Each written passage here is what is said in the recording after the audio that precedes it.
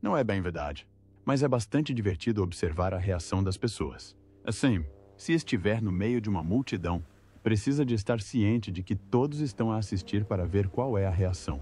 As pessoas nos carros atrás divertem-se muito. A família real sempre esteve rodeada de tradições que raramente mudam. Mas por vezes uma decisão abala todo o sistema. Uma decisão recente envolvendo o príncipe William gerou debates em todo o lado, deixando muitos a questionar-se sobre o que isto realmente significa para a monarquia. Esta decisão afeta os filhos da duquesa Sophie de uma forma que ninguém esperava, e as pessoas estão ansiosas por compreender os motivos por detrás da mesma. Será que esta mudança de título pode significar algo ainda maior para o Palácio de Buckingham? Junte-se a nós para descobrir como o príncipe William aprovou um novo título real para os filhos da duquesa Sophie. O caminho moderno do Palácio de Buckingham é um lugar onde os títulos têm peso, não apenas como nomes, mas como símbolos de poder, dever e história. É por isso que o recente ajuste nos títulos de Lady Louise Windsor e James, Conde de Wessex, causou agitação na família real e em outros lugares. O que torna este desenvolvimento ainda mais impressionante é que veio com a aprovação direta do príncipe William. Durante anos, Sophie e Edward, o duque e a duquesa de Edimburgo, optaram por manter os seus filhos como filhos de um conde, em vez de príncipe e princesa. Quando Lady Louise nasceu em 2003 e James em 2007, a rainha Isabel II já tinha deixado claro, através das cartas patente de 1917, emitidas pelo rei Jorge V, que tinham direito à posição real. Por esta regra, Luísa poderia ter sido conhecida como Princesa Luísa de Wessex e Jaime como Príncipe Jaime de Wessex. Em vez disso, Sofia e Eduardo recusaram esse caminho, preferindo que os seus filhos tivessem uma vida o mais normal possível. Acreditavam que os títulos pesariam muito sobre eles e limitariam a sua capacidade de crescer longe dos holofotes. Esta escolha manteve-se durante anos e foi frequentemente elogiada como um sinal de quão terra a terra Sophie e Edward eram. Ambos os filhos frequentavam escolas regulares. Raramente faziam aparições públicas e estavam protegidos do intenso escrutínio que definira a infância de William e Harry. Para muitos, representavam uma nova e mais moderna forma de criar realeza, de forma reservada e quase invisível. No entanto, com William a apresentar-se agora e a aprovar o reconhecimento dos seus títulos, a mensagem é clara. Os anos tranquilos estão a chegar ao fim e é tempo de a próxima geração assumir um lugar mais visível na família real. Não se trata apenas de alterações de nomes em documentos oficiais. Mostra uma mudança mais ampla na estratégia real, que tem a marca de William, como Príncipe de Gales. William está a preparar-se para um futuro em que a monarquia deve ser mais enxuta, mas ainda assim manter um sentido de continuidade e tradição. Reconhecer Lady Louise e James mais plenamente como príncipe e princesa ajuda a garantir que a monarquia tem figuras jovens e capazes que possam partilhar o fardo do dever público. Com Harry e Meghan fora do grupo e Andrew afastado, o número de membros ativos da realeza diminuiu. William sabe que são necessários novos rostos para transportar a tocha. Se Edward e Sophie pensavam que podiam manter os filhos em segundo plano, a decisão de William virou essa página. Lady Louise e James já não são simplesmente considerados filhos de um conde. A sua adaptação coloca-os mais próximos dos papéis prometidos pelo seu direito de nascença e mais próximos dos olhos do público. Isto mostra que William não está apenas a seguir os passos da tradição, mas também a moldar ativamente quem estará ao seu lado nos anos vindouros. Isto também diz muito sobre a relação de William com os seus tios. Ao aprovar esta mudança, demonstra respeito por Edward e Sophie, reconhecendo as décadas que passaram a servir sem escândalos. A história dos títulos na família Windsor não pode ser contada sem falar do Duque de Edimburgo. Durante mais de 70 anos, este título foi usado pelo príncipe Felipe, consorte da rainha Isabel II, e uma das figuras mais reconhecidas da monarquia moderna. Philip transformou este papel em algo dinâmico e influente. Era conhecido pela sua sagacidade, pela sua lealdade à rainha e pela sua capacidade de modernizar setores da Casa Real que há muito resistiam a mudanças. O título de Duque de Edimburgo tornou-se indissociável da sua personalidade e dos seus serviços, e, para muitos, simbolizava não só a honra, mas uma vida inteira de dedicação. Quando o príncipe Felipe faleceu, em abril de 2021, o título foi mantido por Carlos até março de 2023, quando o rei o concedeu ao seu irmão mais novo, o príncipe Eduardo. Esta não foi uma decisão repentina. A rainha Isabel prometera a Eduardo que um dia herdaria o título do pai, embora o momento da transferência coubesse a Carlos. Para Eduardo, tornar-se Duque de Edimburgo foi tanto uma honra pessoal como a confirmação de décadas de serviço. Ao lado de Sophie, Eduardo manteve uma das reputações mais limpas entre os membros da realeza, evitando escândalos e trabalhando constantemente em projetos de caridade. O novo Duque de Edimburgo deu imediatamente nova vida ao título. Os papéis de Eduardo e Sofia expandiram-se e foram incumbidos de mais compromissos públicos, refletindo a confiança do rei nos mesmos. Para os seus filhos, Jaime e Luísa, isso também significou uma mudança. E acho que passar esses momentos juntos no verão permite essas relações. Quer dizer, temos muito mais sorte. O pai deles já não era simplesmente um conde. A elevação a duque elevou a posição da família e, com ela, novas expectativas. Jaime assumiu o título de cortesia de Conde de Wessex, um sinal de que está a ser posicionado com um estatuto que reflete as suas responsabilidades futuras. Lady Louise, por sua vez, viu o seu próprio perfil ser elevado, uma vez que a filha de um duque carrega um peso que a filha de um conde não carrega. Com a aprovação de Guilherme para o ajuste dos seus títulos, não só reconhece a consequência natural da ascensão de Eduardo, como também liga o legado do Duque de Edimburgo diretamente ao futuro da monarquia.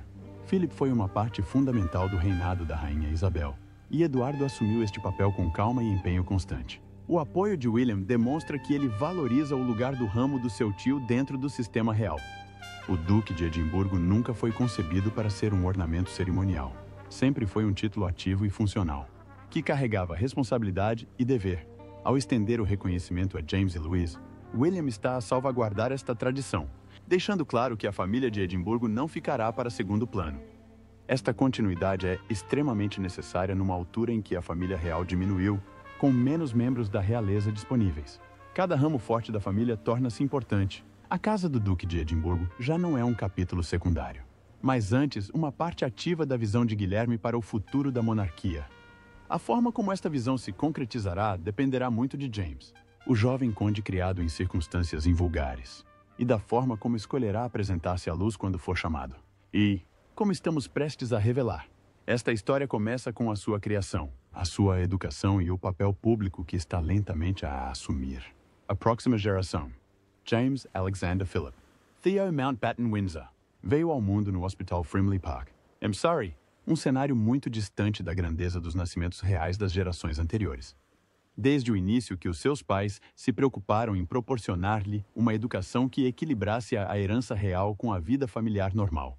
Ao contrário de William e Harry, que cresceram sob a lente da atenção constante da imprensa, James foi protegido do olhar severo. Passou os primeiros anos em Bagshot Park, a casa da família em Surrey, onde desfrutou do tipo de rotina que a maioria das crianças considera natural. Férias em família na Escócia, em Balmoral, aulas de condução de carruagens com o seu avô, o príncipe Philip, e o tempo passado com a sua irmã, Lady Louise, moldaram a sua infância. A educação foi outra área em que os seus pais fizeram escolhas criteriosas. James frequentou a Eagle House School, em Berkshire, uma escola preparatória com uma longa história de formação de alunos confiantes e completos. Os professores descreviam-no como alguém atencioso, estudioso e educado, que se dava bem com os colegas, apesar da sua linhagem. Os seus anos escolares deram-lhe espaço para crescer sem o peso constante das expectativas reais sobre os seus ombros. Embora ausente dos grandes eventos públicos durante a sua infância, James começou a aparecer com mais frequência à medida que envelhecia. Um dos momentos mais memoráveis aconteceu durante o funeral da Rainha Isabel II, em setembro de 2022. Ao lado de Lady Louise, ajudou a conduzir os adorados pôneis da falecida rainha, Emma e Carlton Lima. Emma, enquanto seguiam o cortejo, foi um papel simples, mas que chamou a atenção. Vestido com um traje formal, James caminhou com uma compostura muito além da sua idade, oferecendo à nação um vislumbre de como o jovem Windsor se poderia comportar em funções futuras. Aquele momento, embora discreto, tornou-se um ponto de viragem. Os observadores notaram a importância de um adolescente desempenhar tal papel numa ocasião histórica de Estado. Para o público, isto mostrou que a próxima geração da realeza vai além dos filhos de William. A aprovação da mudança de título pelo príncipe William acrescenta um foco mais nítido a este caminho. Já não sendo apenas um rapaz a crescer dentro dos muros do Parque Bagshot, James posiciona-se agora como um jovem membro da realeza com um papel a desempenhar. Embora antes parecesse que James poderia entrar na vida adulta com pouca participação pública, a decisão de William garante que não poderá permanecer em segundo plano. A sua educação, a sua criação e os seus primeiros passos na função pública assumem agora um significado maior. Está a ser observado, não como uma curiosidade, mas como alguém cuja presença será importante para a instituição nos próximos anos. A questão vira-se agora para a sua irmã, Lady Louise, cujo caminho poderá revelar-se ainda mais significativo à medida que a monarquia se remodela para o futuro. Desde o início, os pais de Lady Louise também tentaram dar-lhe uma vida longe dos holofotes, criando-a no Parque Bagshot, longe das câmaras. Mas, com o tempo, ela também se destacou de formas que mostram que talvez não permaneça em segundo plano por muito mais tempo. Com a aprovação do príncipe William para as mudanças no seu reconhecimento, o seu futuro como membro da realeza começou a ganhar contornos mais claros. Uma das escolhas mais faladas de Louise foi a sua decisão de frequentar a Universidade de St. Andrews, na Escócia. Esta é a mesma universidade onde o príncipe William conheceu Catherine Middleton 2 décadas antes. Para muitos, a ligação era impossível de ignorar. St. Andrews tem uma forte associação com a realeza, e a presença de Louise aí gerou comparações imediatas. No entanto, ao contrário de William, Louise não tem sido o foco constante da atenção dos mídia. Em vez disso, ela conseguiu dedicar-se aos estudos sem grandes dificuldades. A sua escolha reflete ambição e tradição, equilibrando os objetivos pessoais com o respeito pela história da família. Para além dos estudos, Louise sempre foi conhecida pela sua estreita ligação com o seu falecido avô, o príncipe Philip. A paixão que partilhavam era conduzir carruagens, um desporto que Philip lhe apresentou quando era jovem. Enquanto muitas crianças da realeza se inclinam para os desportos tradicionais, Louise optou por dar continuidade a esta tradição familiar.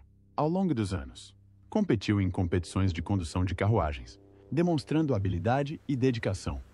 No Royal Windsor Horse Show, foi frequentemente vista nas rédeas, conduzindo-a com a mesma determinação que Philip demonstrou durante décadas. Esta paixão mantém o seu legado vivo e confere a Louise uma identidade distinta. As suas escolhas orientadas para o serviço vão além das pistas de carruagem. Numa atitude que surpreendeu muitos, Louise ingressou no corpo de formação de oficiais da universidade. O programa permite que os alunos treinem e participem em exercícios de estilo militar enquanto concluem os seus cursos. Para um membro da família real, isto demonstra empenho no serviço e na disciplina. Numa altura em que a monarquia sofre pressão para parecer moderna e relevante, o seu envolvimento na UATC reforça o seu perfil. Demonstra que está disposta a posicionar-se ao lado de outras pessoas da sua idade, sem se basear apenas em títulos ou apelidos. A aprovação do príncipe William pelo seu crescente reconhecimento é um ponto de viragem. Embora os seus pais preferissem que os seus filhos fossem tratados como filhos de um conde, esta mudança abre as portas a Louise para assumir plenamente os deveres reais. Isto sinaliza que ela já não é apenas a filha de Edward e Sophie a viver em relativa privacidade, mas parte da equipa principal que se prepara para o futuro. Nos próximos anos, poderá muito bem ser promovida a uma ascensão ao estilo duquesa, conferindo-lhe um título formal à altura das crescentes responsabilidades que poderá vir a assumir. O seu percurso até agora é um equilíbrio entre tradição, educação, serviço e força. Com o apoio de William, está a ser preparada para algo maior. Mas o que diz isto sobre a sua mãe quando o príncipe William aprova mudanças de título para Lady Louise e James? Construir confiança e moldar o futuro. Sophie, duquesa de Edimburgo, não seguiu o mesmo caminho de muitos outros na casa de Windsor. Antes do casamento, Sophie Rhys-Jones era uma mulher de carreira. Trabalhou em relações públicas, construindo uma vida profissional longe dos palcos reais. Quando se casou com o príncipe Eduardo, em 1999, entrou num mundo que exigia lealdade, paciência e a capacidade de viver sob constante atenção. Os primeiros anos nem sempre foram fáceis, mas Sophie encontrou o seu lugar com o tempo. O seu vínculo mais forte era com a rainha Isabel II. Ao contrário de alguns outros parentes por afinidade que tiveram dificuldade em conectar-se com a monarca, Sophie construiu uma relação pessoal. Passou inúmeros fins de semana em Windsor com o marido e os filhos. Partilhou refeições, passeios de carruagem e momentos íntimos em família com a rainha. Os funcionários do palácio descreviam-na frequentemente como uma segunda filha da falecida monarca. Era uma proximidade que crescia da confiança, não do dever. Esta relação ajudou a moldar o papel público de Sofia. A rainha valorizava a sua lealdade e a sua capacidade de servir sem chamar atenção. Sophie realizou compromissos por todo o país, liderando instituições de solidariedade, escolas e grupos locais. Também representou a coroa no estrangeiro, assumindo frequentemente funções que exigiam confiança, enquanto outros membros da realeza atraíam por vezes manchetes por escândalos ou dramas pessoais. A imagem de Sophie era diferente. A sua vida familiar contribuiu para esta imagem. Sophie e Edward criaram os seus filhos, Lady Louise e James, com um equilíbrio entre a privacidade e o dever. Os filhos cresceram perto da rainha, passando os fins de semana em Windsor e partilhando o seu amor pelo campo. A recente decisão do príncipe William de aprovar alterações aos títulos de Louise e James reflete também o percurso de Sophie. Ela consolida o lugar de Sophie no núcleo da monarquia. Já não é vista apenas como esposa de Edward ou como parente da família real. A sua lealdade à falecida rainha, o seu consistente serviço público e a dignidade da sua família garantiram a sua posição. O reconhecimento de William pelos seus filhos tem tanto a ver com ela como com eles. Isto demonstra que a sua influência é profunda, moldando a forma como a monarquia se apresentará no futuro. A história dela demonstra a força do serviço silencioso e da lealdade ao longo do tempo. Desde a sua vida profissional antes do casamento, e penso que passar estes momentos juntos no verão permite estes relacionamentos, até o seu papel como figura de filha de confiança da Rainha Isabel, demonstrou que a dedicação constrói um respeito duradouro. Agora, com os filhos a assumirem papéis mais definidos, o impacto de Sophie chega à próxima geração da família real, quando a Rainha Isabel II faleceu. Em setembro de 2022, o momento marcou o fim de uma era. Reinou durante 70 anos, tornando-se a monarca com o mandato mais longo da história britânica. Para a maioria das pessoas vivas, ela foi a única rainha que conheceram. A sua presença ancorou a monarquia e o seu falecimento deixou um silêncio que se fez sentir não só na Grã-Bretanha, mas em todo o mundo. As emissoras estatais transmitiram a notícia. Multidões reuniram-se em frente ao Palácio de Buckingham e sinos de igrejas tocaram em vilas e cidades. Foi um dia que mudou a coroa para sempre. A transição de poder foi imediata, em Balmoral, onde a rainha morreu. O seu filho mais velho, Carlos, tornou-se rei. O anúncio chegou rapidamente. A rainha está morta. Vida longa ao rei. 2 dias depois, Carlos foi formalmente proclamado rei Carlos III no Palácio de St. James, em Londres. Com esta única alteração, a hierarquia real mudou em todas as direções. O príncipe William, antigo Duque de Cambridge, tornou-se príncipe de Gales. O herdeiro aparente, o príncipe Eduardo, o filho mais novo da rainha, recebeu mais tarde o título há muito prometido pelos seus pais. Para a família de Edward, o impacto desta transição foi pessoal. A transição de títulos reformulou a sua posição na ordem das coisas. O peso do momento também os tocou pessoalmente, com a morte da rainha. A família real teve de decidir como levar o seu legado para o futuro. Para William, aproximar Louise e James dos seus papéis reais demonstra que fazem parte da equipa que molda o futuro da monarquia. Isto marca a mudança de um papel secundário para uma posição mais visível, assumindo funções que os seus pais antes optaram por adiar.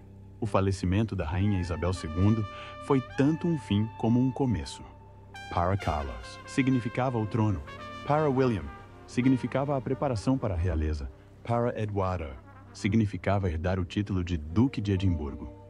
E para Luísa e Jaime, isso significava que as suas vidas já não seriam vividas nos limites tranquilos da vida real. Tinham entrado num novo capítulo, marcado pela expectativa, reconhecimento e aprovação do próprio futuro rei. Para a família de Sofia, novos títulos reforçam o seu lugar na história. Mas o legado não se mede apenas nos nomes e nos deveres. Ele também está oculto nos bens que um monarca escolhe transmitir em privado. Então, o que acontece realmente a estes pertences pessoais quando o seu reinado chega ao fim? Continue a acompanhar. O legado selado. Durante mais de um século, a família real britânica manteve os testamentos dos seus soberanos selados. Esta regra começou em 1910, após a morte do príncipe Francisco de Teck. Desde então, os documentos de reis e rainhas permaneceram guardados durante pelo menos 90 anos, escondidos dos olhos do público. A regra significa que ninguém fora dos muros do palácio sabe exatamente como os bens pessoais são divididos. Isto também poupa a família de discussões sobre o que foi deixado a quem. A morte da rainha Isabel II trouxe este antigo costume de volta à tona. As pessoas por toda a Grã-Bretanha interrogavam-se sobre o que poderia conter o seu testamento e quem, entre os seus familiares, poderia ter recebido algo que lhe fosse importante. A atenção logo se voltou para a família do duque e da duquesa de Edimburgo. Sophie, Lady Louise e James foram próximos da falecida rainha em vida.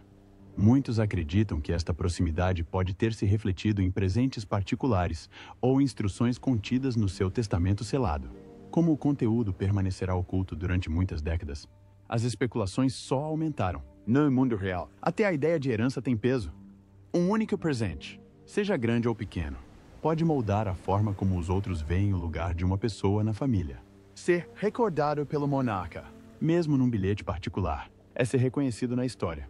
Se a rainha deixou lembranças à família de Sofia, então a decisão posterior de William de apoiar a sua ascensão na realeza pode não se ter resumido apenas a regras e títulos. Talvez se tratasse também de honrar os desejos da avó em espírito. As joias são, muitas vezes, a primeira coisa que vem à mente quando se pensa em herança real. A rainha Isabel II possuía uma das maiores coleções particulares do mundo. Embora muitas peças pertençam à coroa e passem automaticamente para o monarca seguinte, um bom número delas era propriedade pessoal da mesma. Nas gerações passadas, estas joias foram dadas a filhos e netos. São usadas em casamentos, coroações e ocasiões de estado, lembrando sempre ao público a pessoa que as possuiu pela primeira vez. Um único broche no casaco de Sophie ou um colar à cintura de Louise podiam, com o tempo, falar mais alto do que as palavras sobre o afeto da falecida rainha. Mas nem tudo o que é valioso é algo tangível. Os presentes mais significativos são, muitas vezes, memórias íntimas que transportam sentimento e história. A rainha era conhecida pelo seu hábito constante de escrever cartas. Ela enviava bilhetes repletos de conselhos, humor e encorajamento à sua família durante todo o seu reinado. Se ela deixasse tais cartas a Louise ou James, seriam inestimáveis para eles. Mais do que isso, seriam uma espécie de orientação particular de uma avó que testemunhara o peso da coroa como ninguém. Estes documentos nunca seriam vistos pelo público, mas poderiam influenciar a conduta dos jovens Windsor no futuro. A prática de selar testamentos não se limita à privacidade. Trata-se também de paz no seio da família. Não é passada? A herança aberta entre os membros da realeza gerava por vezes disputas ferozes e manchetes indesejadas. O palácio sabe muito bem como estas histórias podem rapidamente prejudicar a imagem da monarquia. Ao guardar o testamento, evitam-se discussões e os desejos da rainha continuam a ser os seus. Ao mesmo tempo, o próprio segredo cria uma sensação de mistério. As pessoas imaginam o que poderia ter sido dado e a quem. E nesta imaginação, os laços entre certos membros da realeza e a falecida rainha parecem ainda mais fortes. É por isso que o assunto importa quando falamos hoje de Sophie e dos seus filhos. O recente apoio de William à mudança de títulos pode ser visto não apenas como um ato legal ou cerimonial, mas como um reconhecimento do que a própria Isabel talvez tivesse pretendido. Mesmo sem provas públicas, a mão da rainha continua a guiar a sua família. Os filhos de Sophie não só estão a assumir posições de maior visibilidade no mundo real, como também o fazem sob a sombra do legado da avó. O mundo só conhecerá os detalhes do testamento de Isabel no próximo século. No entanto, este é o poder desta tradição. O silêncio do testamento selado faz com que o legado da rainha pareça oculto e presente ao mesmo tempo. Lembra-nos que a herança na família real não se resume apenas às propriedades ou riquezas, mas também à memória, aos símbolos e à transferência de responsabilidades. Se os títulos podem remodelar a forma como um membro da família real é visto, a herança mostra onde reside a verdadeira continuidade. O falecimento da rainha Isabel desencadeou também uma transferência de bens que ajudam a sustentar a estabilidade da coroa. Algumas destas propriedades são privadas, enquanto outras estão ligadas por lei ao monarca reinante ou ao seu herdeiro direto. Cada mudança de propriedade marca um novo capítulo na história real. Uma das mudanças mais significativas foi o Ducado da Cornualha, estabelecido no século XIV. Proporcionava rendimentos ao herdeiro do trono.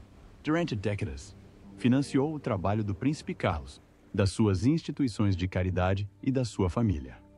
Com a morte da rainha, aquela vasta propriedade, abrangendo mais de 130 mil acres, passou diretamente para o príncipe William.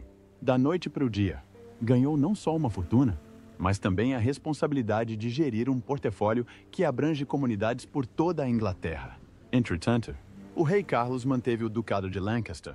Esta propriedade, ainda mais antiga, proporciona ao soberano um rendimento independente. As suas receitas financiam as despesas privadas e as obras de caridade do rei, garantindo que não depende exclusivamente de financiamento público.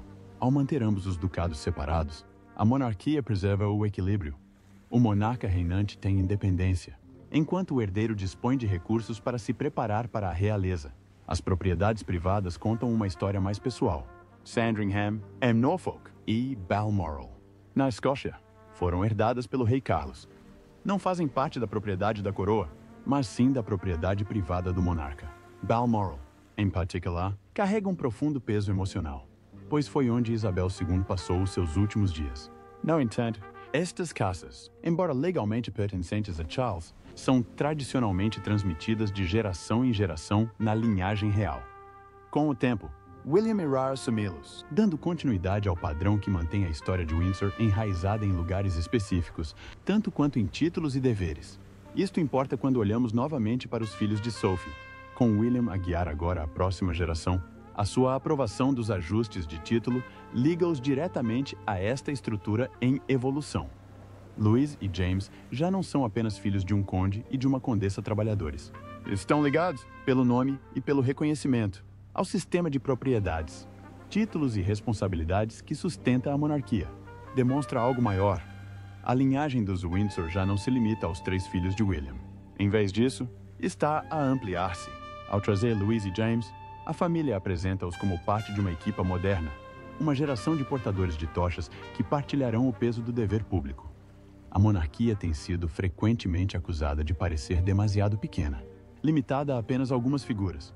A decisão de William contraria isso. Demonstra a consciência de que a força advém do envolvimento de mais do que um poder, sem deixar de respeitar a tradição, a história da herança. Portanto, não se resume a terras ou joias. Trata-se de responsabilidade, memória e preparação para o que está para vir. Para William, proteger o Ducado da Cornualha enquanto se prepara para o dia em que herdará Balmoral e Sandringham faz parte da sua própria viagem. Para Louise e James, assumir títulos ajustados sob a supervisão dele faz parte da sua jornada. O que acha? Será que Lady Louise e James poderão tornar-se membros mais visíveis da família real nos próximos anos? Partilhe as suas opiniões nos comentários abaixo. Adoraríamos saber. Não se esqueça de gostar, partilhar e subscrever para mais. Além disso, clique no seguinte vídeo apresentado no seu ecrã. Você vai adorar.